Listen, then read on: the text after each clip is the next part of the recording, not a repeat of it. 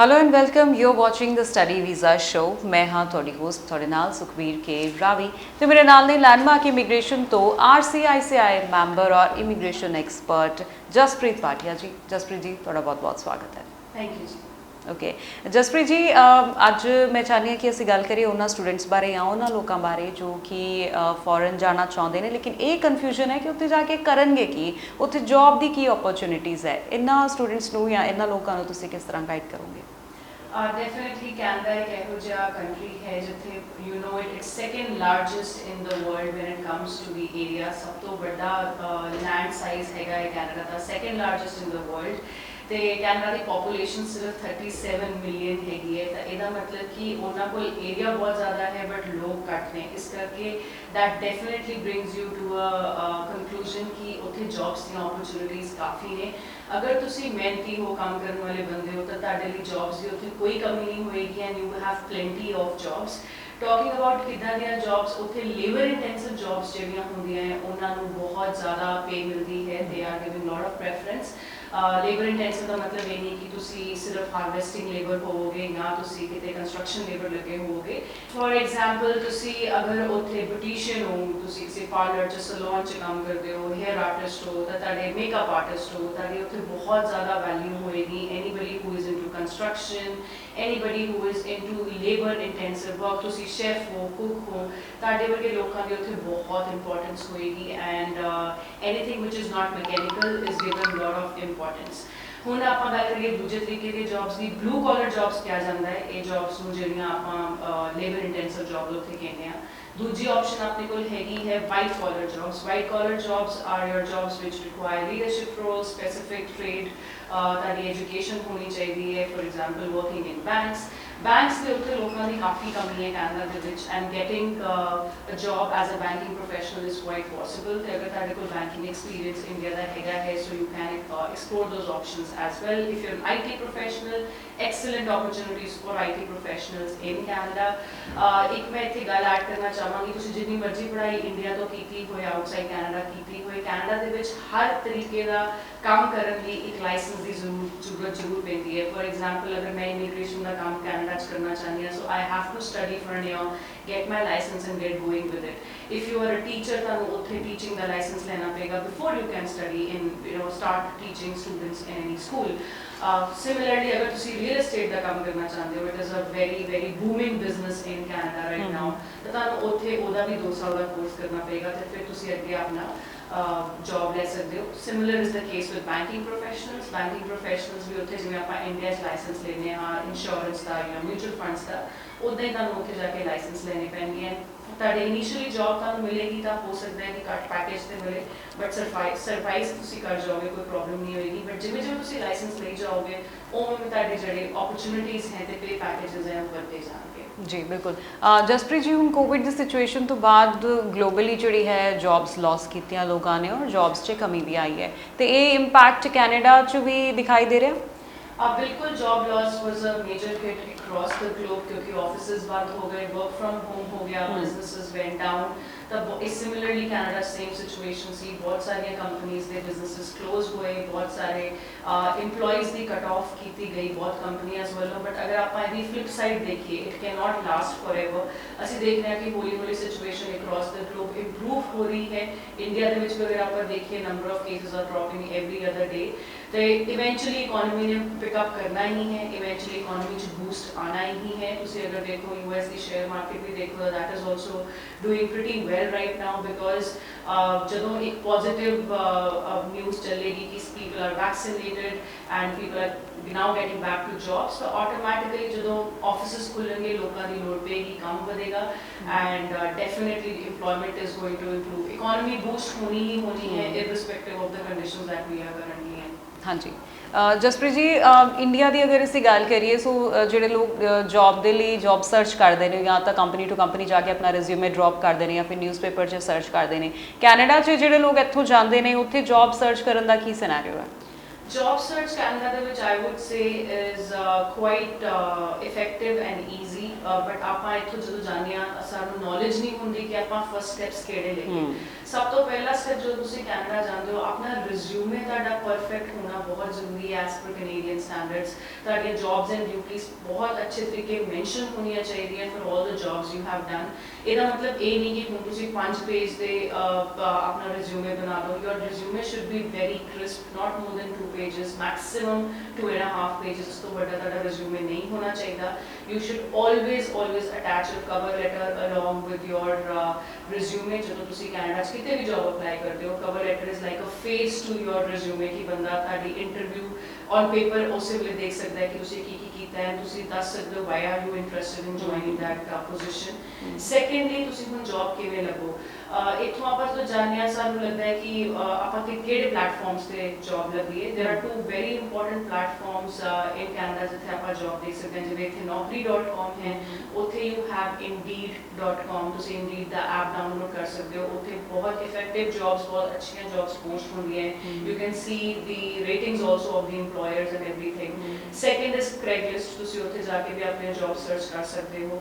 if you are looking forward to any kind of labor intensive jobs ਜਿਹੜੀਆਂ blue collar jobs ਹੈ, odd jobs ਜਿਹੜੀਆਂ ਤੁਸੀਂ ਕਰਨਾ ਚਾਹੁੰਦੇ ਹੋ for extra hours or to begin with ਤੁਸੀਂ survival jobs ਉਹਨਾਂ ਨੂੰ ਆਪਾਂ ਕਹਿੰਦੇ ਹਾਂ ਕੈਨੇਡਾ 'ਚ ਉਹ ਕਰਨਾ ਚਾਹੁੰਦੇ ਹੋ ਤਾਂ ਤੁਸੀਂ Facebook marketplace ਤੇ ਕਾਫੀ jobs ਲੱਗਦੀਆਂ। ਤੁਸੀਂ ਉੱਥੇ ਕਿਸੇ ਨਾ ਕਿਸੇ ਨਾਲ ਟੱਚ ਬੇਸ ਬਣਾ ਸਕਦੇ ਹੋ।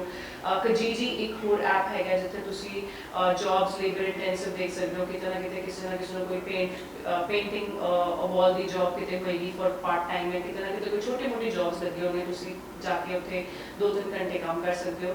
very important platform ਜਿੱਥੇ ਤੁਸੀਂ ਆਪਣੀਆਂ jobs explore ਕਰ ਸਕਦੇ ਹੋ is LinkedIn।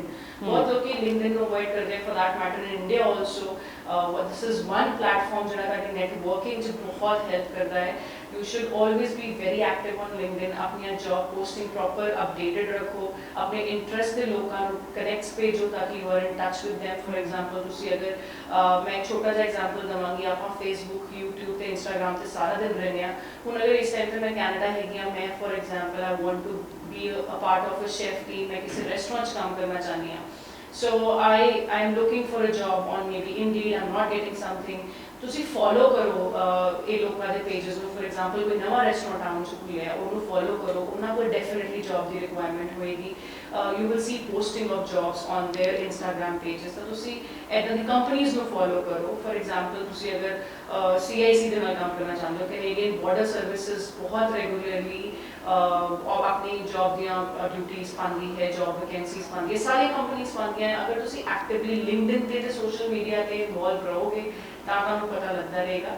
And lastly I think ਆਪਾਂ ਜਦੋਂ ਇੰਡੀਆ ਤੋਂ ਜਾਂਦੇ ਹਾਂ ਅਸੀਂ ਪਿਛਲੇ ਵੀਡੀਓਜ਼ 'ਚ ਬਹੁਤ ਵਾਰ ਡਿਸਕਸ ਕੀਤੀ ਹੈ ਕਿ ਅਸੀਂ ਇੰਡੀਅਨ ਜਾ ਕੇ ਆਪਣੀ ਸੇਮ ਕਮਿਊਨਿਟੀ ਦੇ ਵਿੱਚ ਰਹਿਣਾ ਚਾਹੁੰਦੇ ਹਾਂ ਜਿੱਥੋਂ ਆਪਾਂ ਇੱਥੋਂ ਗਏ ਹਾਂ। ਦੈਟ ਇਜ਼ ਆਪਾਂ ਇੰਡੀਅਨਸ ਆ, ਆਪਾਂ ਇੰਡੀਅਨਸ ਦੇ ਨਾਲ ਹੀ ਰਹਿਣਾ ਚਾਹੁੰਦੇ ਹਾਂ ਵਿਚ ਇਜ਼ ਐਬਸੋਲੂਟਲੀ ਫਾਈਨ। ਬਟ ਅਗਰ ਆਪਾਂ ਲਾਈਫ 'ਚ ਗਰੋ ਕਰਨਾ ਹੈ, ਕੁਝ ਡਿਫਰੈਂਟ ਕਰਨਾ ਹੈ ਤਾਂ ਡਿਫਰੈਂਟ ਕਮਿਊਨਿਟੀ ਦੇ ਲੋਕਾਂ ਦੇ ਨਾਲ ਇੰਗੇਜ ਕਰਨਾ ਬਹੁਤ ਇੰਪੋਰਟੈਂਟ ਹੈ। ਯੂ ਨੈਵਰ ਨੋ ਤੁਸੀਂ ਕਿਸੇ ਕਮਿਊਨਿਟੀ ਪ੍ਰੋਗਰਾਮ ਦੇ ਵਿੱਚ ਇਨਵੋਲਵਡ ਹੋ, ਤੁਸੀਂ ਕਿਸੇ ਮੀਟਅਪਸ 'ਚ ਜਾ ਰਹੇ ਹੋ, YMCA 'ਚ ਤੁਸੀਂ ਕਿਸੇ ਕਮਿਊਨਿਟੀ ਦੇ ਵਿੱਚ ਜਾ ਕੇ you working out, you meet different people. ਤਾਂ ਜਦੋਂ ਤੁਸੀਂ ਡਿਫਰੈਂਟ ਲੋਕਾਂ ਨੂੰ ਮਿਲਦੇ ਹੋ, ਡਿਫਰੈਂਟ ਕਮਿਊਨਿਟੀਜ਼ ਤੋਂ ਮਿਲਦੇ ਹੋ, ਤੁਸੀਂ ਆਪਣਾ ਨੈਟਵਰਕ ਬਣਾਉਂਦੇ ਹੋ and your job opportunities can definitely also improve from there. ਜੀ ਬਿਲਕੁਲ। ਤੇ ਉਹੀ ਹੈ ਕਿ ਲਰਨਿੰਗ ਔਰ ਗਰੋਇੰਗ ਵਾਸਤੇ ਹਮੇਸ਼ਾ ਆਪਸ਼ਨ ਖੁੱਲਾ ਰੱਖਣਾ ਚਾਹੀਦਾ ਹੈ ਔਰ ਜਿੰਨੇ ਜ਼ਿਆਦਾ ਡਿਫਰੈਂਟ ਕਲਚਰ ਦੇ ਲੋਕਾਂ ਨੂੰ ਤੁਸੀਂ ਮਿਲੋਗੇ ਉਨੀ ਜ਼ਿਆਦਾ ਤੁਹਾਡੀ ਪਰਸਨਲ ਗਰੋਥ ਵੀ ਹੋਏਗੀ। PR ਨੂੰ ਲੈ ਕੇ ਇੱਕ ਕੁਐਸਚਨ ਲੈ ਲੈਂਦੇ ਹਾਂ ਜਸਪ੍ਰੀਤ ਜੀ। PR ਦੇ ਏਜ ਲਿਮਿਟ ਬਾਰੇ ਬਹੁਤ ਸਾਰੇ ਕੁਐਸਚਨਸ ਆਉਂਦੇ ਨੇ। ਕਈ ਲੋਕ 30+ ਹੋ ਚੁੱਕੇ ਨੇ, ਉਹਨਾਂ ਨੂੰ ਡਾਊਟ ਹੈ ਕਿ ਹੁਣ ਉਹ PR ਅਪਲਾਈ ਨਹੀਂ ਕਰ ਸਕਦੇ। Is that so? That is not at all true। ਮੇਰੇ ਕੋਲ ਵੀ ਇਹੋ ਜਿਹੀਆਂ ਬਹੁਤ ਕੁਐਰੀਜ਼ ਆਉਂਦੀਆਂ ਜਿੱਥੇ 30-35 ਦੇ ਕਲਾਇੰਟਸ ਹੈਗੇ ਉਹਨਾਂ ਨੂੰ ਲੱਗਦਾ ਉਹ PR ਨਹੀਂ ਲਾ ਸਕਦੇ। But definitely I will let you know ਕਿ ਏਜ ਕਿਵੇਂ ਇਫੈਕਟ ਕਰਦੀ ਹੈ ਆਪਣੇ ਕੰਪਰੀਹੈਂਸਿਵ ਰੈਂਕਿੰਗ ਸਕੋਰ 'ਚ। ਛੋਟਾ ਜਿਹਾ ਬਰੀਫ ਦਵਾਂਗੀ। ਆਪਾਂ ਐਕਸਪ੍ਰੈਸ ਐਂਟਰੀ ਪ੍ਰੋਫਾਈਲ ਅਗਰ ਆਪਣਾ ਕ੍ਰੀਏਟ ਕਰਦੇ ਹਾਂ ਤਾਂ ਉਹਦੇ ਲਈ CRS ਸਕੋਰ ਸਾਨੂੰ ਕੈਲਕੂਲੇਟ ਕਰਨਾ ਪੈਂਦਾ ਜਿਹਨੂੰ ਆਪਾਂ ਕਹਿੰਦੇ ਹਾਂ ਕੰਪਰੀਹੈਂਸਿਵ ਰੈਂਕਿੰਗ ਸਕੋਰ। ਉਹ ਸਕੋਰ ਕੈਲਕੂਲੇਟ ਕਰਨ ਲਈ ਸਾਨੂੰ ਪੁਆਇੰਟਸ ਮਿਲਦੇ ਹੈ, ਏਜ ਦੇ ਪੁਆਇੰਟਸ ਮਿਲਦੇ ਹੈ, ਐਜੂਕੇਸ਼ਨ ਦੇ ਪੁਆਇੰਟਸ ਮਿਲਦੇ ਹੈ, ਵਰਕ ਐਕਸਪੀਰੀਅੰਸ ਦੇ ਪੁਆਇੰਟਸ ਮਿਲਦੇ ਹੈ। ਤਾਂ ਏਜ ਦੇ ਪੁਆਇੰਟਸ ਕਿਵੇਂ ਇਫੈਕਟ ਹੁੰਦੇ ਆ। ਅਗਰ ਤੁਸੀਂ ਸਿੰਗਲ ਹੋ, ਵਿਦਆਊਟ ਸਪਾਊਸ ਜਾ ਰਹੇ ਹੋ ਅੰਟਿਲ 29 ਇਅਰਸ ਆਫ ਏਜ ਤੁਹਾਨੂੰ 110 ਪੁਆਇੰਟਸ ਮਿਲਦੇ ਹਨ which is your maximum points 110 points.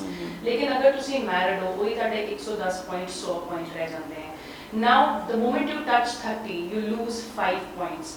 ਤੁਸੀਂ ਹੁਣ ਜਿਹੜੇ 110 ਪੁਆਇੰਟ ਆ ਤੁਹਾਡੇ 105 ਰਹਿ ਜਾਣਗੇ ਤੇ ਸਿੰਗਲ ਅਗਰ ਸਪਾਊਸ ਦੇ ਨਾਲ ਹੋ ਤਾਂ 99 ਰਹਿ ਜਾਣਗੇ। ऐदा ही करते करते ताकि अगर एज 31 हो गई यू लूज एडिशनल 5 points, 32 हो गई additional 5 points, but the moment you touch 46 you become ineligible because थानू कोई point नहीं मिलेगा apply करने दी, and as your points keep decreasing because of your age तब फिर obviously तारा जरा total score होएगा express entry profiles अपना CRS create करने और गिरदा चला जाएगा।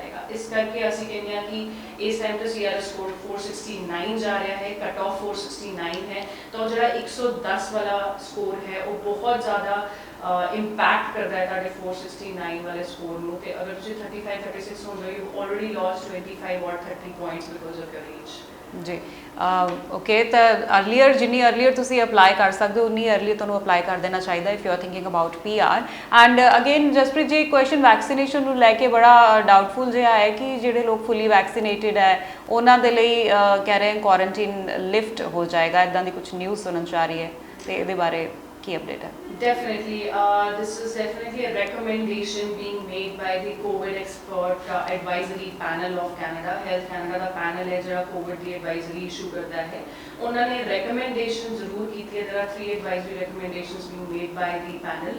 ਉਹਦੇ जे recommendation I will repeat, it is not implemented as of now, it is just a recommendation by Health Canada, but if it's a recommendation definitely they will start looking into it and it can be implemented soon। one of them is कि अगर तुसी fully vaccinated traveler होगे तो तानू you are not required to do quarantine and तुसी अपना certificate दिखाओगे vaccination, then you will be allowed in the country। second is अगर तानू एक vaccine लगी है, एक dose लगी है, दूसरी dose ताड़ी pending है तो तानू उतना quarantine करना पड़ेगा जब तक ताड़ी negative COVID की result नहीं आ जाता। once you have your negative COVID report you can end your quarantine and lead your life normally in Canada। third ये है कि अगर तुसी ताड़े को ना vaccination है ना you don't have any of these options, then obviously तानू सारा कुछ करना पड़ेगा quarantine वगैरह। there's another advisory there's another recommendation that has been made by the advisory is कि जरा होटल क्वारंटीन है उनको शायद स्क्रैप कर दिया जाएगा after June 21st, so that is something which is highly possible because it is being criticized a lot at all levels in Canada। so these are all the recommendations being made by Health Canada, the advisory panel of which is handling the COVID situation। उन्होंने दिए recommendations है कि तुसी online जाके भी पढ़ सकते हो, but as I said again I will repeat, it is not implemented as of now, but then we can look forward to some good news coming in future। इस करके मैं सारे यही गाइड करांगी अपनी वैक्सीनेशंस करा लो। all those international students ਜਿਹੜੇ ਕਿ ਅਵੇਟ ਕਰ ਰਹੇ ਕੈਨੇਡਾ ਜਾਣ ਦੀਆਂ, get your vaccinations done, at least ਤੁਹਾਡੇ ਕੋਲ ਸਰਟੀਫਿਕੇਟ ਹੋਏਗਾ ਤਾਂ ਕੱਲ ਨੂੰ ਅਗਰ ਇਹ ਚੀਜ਼ ਇੰਪਲੀਮੈਂਟ ਹੋ ਗਈ ਤਾਂ ਤੁਹਾਨੂੰ ਸਿਰਫ ਵੈਕਸੀਨੇਸ਼ਨ ਕਰਕੇ ਇਹ ਨਾ ਹੋਏ ਕਿ ਤੁਸੀਂ ਕੈਨੇਡਾ ਨਾ ਜਾ ਪਾਓ। ਤੇ ਇਸ ਕਰਕੇ I would recommend each and every one of you to get yourself vaccinated and get your certificates in place। ਜੀ ਬਿਲਕੁਲ, ਤੇ ਇਹਦੇ ਤੋਂ ਹੀ ਪਤਾ ਚੱਲਦਾ ਹੈ ਕਿ ਸਿਚੁਏਸ਼ਨ ਹੌਲੀ ਹੌਲੀ ਜਿਹੜੀ ਹੈ ਜਸਪ੍ਰੀਤ ਜੀ ਉਹ ਨਾਰਮਲ ਹੁੰਦੀ ਜਾ ਰਹੀ ਹੈ, ਉਹ ਪੋਜ਼ਿਟਿਵ ਸਾਈਨਸ ਨਜ਼ਰ ਆ ਰਹੇ ਨੇ। ਸੋ ਜੂਨ ਦਾ ਮਹੀਨਾ ਐਂਡ ਤੱਕ ਹੋਰ ਵੇਟ ਕਰਨ ਦੀ ਜ਼ਰੂਰਤ ਹੈ, ਉਹ ਤੋਂ ਬਾਅਦ ਜਿਹੜੀਆਂ ਚੀਜ਼ਾਂ ਨੇ ਉਹ ਹੋਰ ਸਾਹਮਣੇ ਕਲੀਅਰ ਨਿਕਲ ਕੇ ਆਉਣਗੀਆਂ ਔਰ ਪੋਸੀਬਿਲਿਟੀਜ਼ ਹੋਰ ਜ਼ਿਆਦਾ ਵੱਧ ਜਾਣਗੀਆਂ। ਅਗਰ ਤੁਹਾਡੀ ਕੋਈ ਕੁਐਰੀ ਹੈ, ਤੁਸੀਂ ਕੁਝ ਵੀ ਪੁੱਛਣਾ ਚਾਹੁੰਦੇ ਹੋ, ਤੁਸੀਂ ਕਾਲ ਕਰ ਸਕਦੇ ਹੋ, ਨੰਬਰ ਤੁਹਾਡੇ ਟੀਵੀ ਸਕਰੀਨ ਤੇ ਦਿੱਤਾ ਗਿਆ। ਜਸਪ੍ਰੀਤ ਮੈਮ ਦੇ ਨਾਲ ਤੁਸੀਂ ਪਰਸਨਲੀ ਕੰਟੈਕਟ ਕਰ ਸਕਦੇ ਹੋ, ਜਸਪ੍ਰੀਤ ਮੈਮ ਦਾ personal WhatsApp number TV screen ਤੇ ਦਿੱਤਾ ਗਿਆ ਔਰ ਤੁਸੀਂ ਈਮੇਲ ਦੇ ਰਾਹੀਂ ਵੀ ਆਪਣਾ ਸਵਾਲ ਪੁੱਛ ਸਕਦੇ ਹੋ। ਸਾਡੀ ਟੀਮ ਆਲਵੇਜ਼ ਤੁਹਾਡੇ ਈਮੇਲਸ ਆਨਸਰ ਕਰਨ ਵਾਸਤੇ ਤਿਆਰ ਹੈ। ਤੇ ਇਸ ਸ਼ੋਅ ਦੇ ਵਿੱਚ ਆਉਣ ਵਾਸਤੇ ਔਰ ਇਨੀ ਇਨਫੋਰਮੇਸ਼ਨ ਦੇਣ ਵਾਸਤੇ ਜਸਪ੍ਰੀਤ ਮੈਮ ਤੁਹਾਡਾ ਬਹੁਤ ਬਹੁਤ ਥੈਂਕਸ। Thank you.